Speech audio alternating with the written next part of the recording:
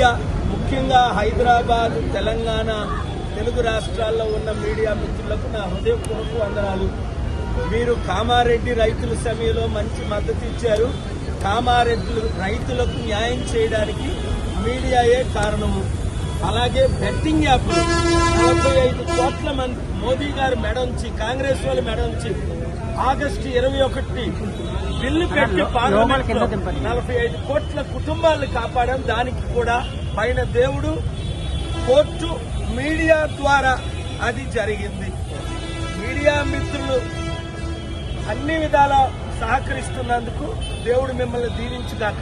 ఇక్కడ నేను RRRకి వ్యతిరేకులు కాను, అభివృద్ధికి వ్యతిరేకులు కాను.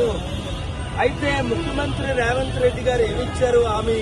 కేసీఆర్ గారు మీకు రైతులకు మోసం చేస్తున్నారు, నేను న్యాయం చేస్తానని అంటే, ఇప్పుడు ఆయనేమో బీహార్ వెళ్లి న్యాయం చేస్తున్నాడు. కేరళ వెళ్లి ఆ కేసీ వేణుగోపాల్ పిలిస్తే వెళ్తారు. రాహుల్ గాంధీ చుట్టూ తిరుగుతారు. ఈ కాంగ్రెస్ పార్టీ అధికారంలోకి వచ్చిన తర్వాత రైతులకు న్యాయం చేయలేదు, నిరుద్యోగులకి న్యాయం చేయలేదు. 21 నెలల సమయం ఇచ్చారు. ఈ రోజు నుంచి పోరాటం స్టార్ట్ చేస్తాను. నిరుద్యోగులారా, మీరు సిద్ధంగా, మీకు 4,000 ఇప్పించే బాధ్యత నాది.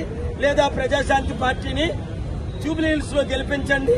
నిరుద్యోగ వృత్తి 5,000, ఉద్యోగాలు ప్రతి ఒక్కరికి 1 year లోపునే ఉద్యోగాలు ఇప్పిస్తాను. ఇప్పుడు ఈ రైతులు ఉన్నారు, రేపు మీరు నాకు అప్లికేషన్ పెట్టారు ఆల్రెడీ.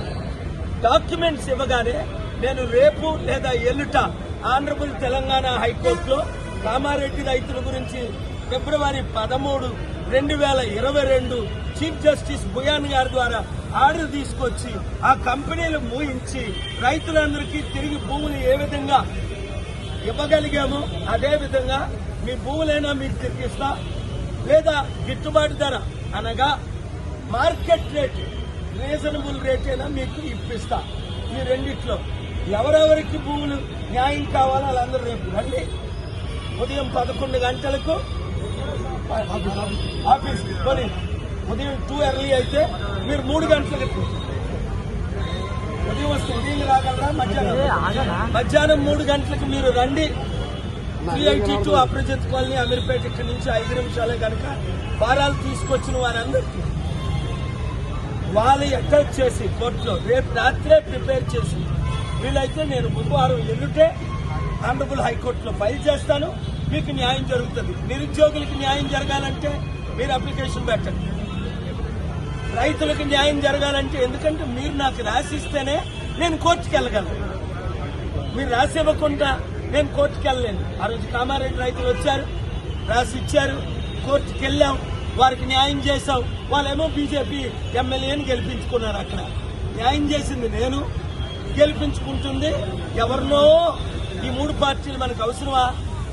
ఇప్పుడు కాంగ్రెస్ ని గెలిపించినా, కేసీఆర్ ని గెలిపించినా, బీజేపీని గెలిపించినట్టే. ఎందుకంటే వాళ్ళ ఆధ్వర్యంలోనే ఇవన్నీ అన్యాయాలన్నీ పెరుగుతున్నాయి. మీకు న్యాయం జరగాలంటే రేపు మధ్యాహ్నం 3 గంటలకు 382 అప్రజిత్ కాలనీ, అమీర్పేట్, హైదరాబాద్కు వచ్చేయండి. ఇది ఫైల్ చేద్దాం. తమ్ముడు రేవంత్ రెడ్డి, నువ్వు బీహార్ లో ఉన్నావో, ఢిల్లీలో ఉన్నావో, కేరళలో ఉన్నావో వదిలే. నువ్వు కేసీఆర్ లా తిరగొద్దు, వెంటనే తిరిగి వచ్చేసాయి. లేదంటే కేసేసి సమన్ చేసి ఒకసారి నేను స్టార్ట్ చేసిన తర్వాత తగ్గేదేలే, నీకు బాగా తెలుసు. ఆగేదేలే, నీకు బాగా తెలుసు. రైతులకు న్యాయం జరిగినంత వరకు, నిరుద్యోగులకు న్యాయం జరిగినంత వరకు, మహిళలకు న్యాయం జరిగినంత వరకు రా, కలిసి పనిచేద్దాం.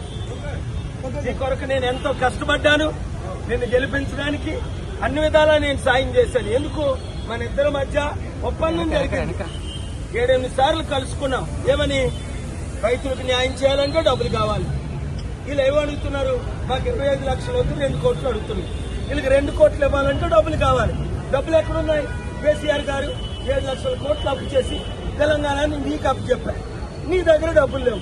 నువ్వు వచ్చిన తర్వాత ఇంకో 2.5 లక్షల కోట్లు అప్పు పెరిగింది. డబ్బున్నోడు ఇవ్వాలి. ఎక్కడ డబ్బు ఉంది? ఎలా డబ్బు తేవాలి? తెచ్చాను, తేగలను, ఇచ్చాను, ఇవ్వగలను, చేశాను, చేయగలను. నిరుద్యోగ వృత్తి 4,000 రూపాయలు ఇవ్వలేకపోతున్నాం. 60 లక్షల మంది నిరుద్యోగులు ఉన్నారు తెలంగాణలో.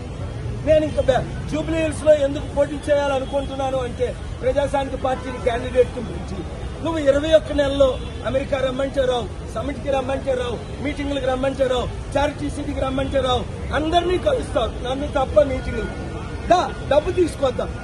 బెస్ట్ ముఖ్యమంత్రి అనిపించుకుంటా నెక్స్ట్ 3 years, లేదా వరస్ట్ ముఖ్యమంత్రి అనిపించుకుంటా జూబ్లీహిల్స్ లో ఓడిపోయిన తర్వాత 2 సంవత్సరాల్లోనే మాజీ ముఖ్యమంత్రి అయిపోతాం.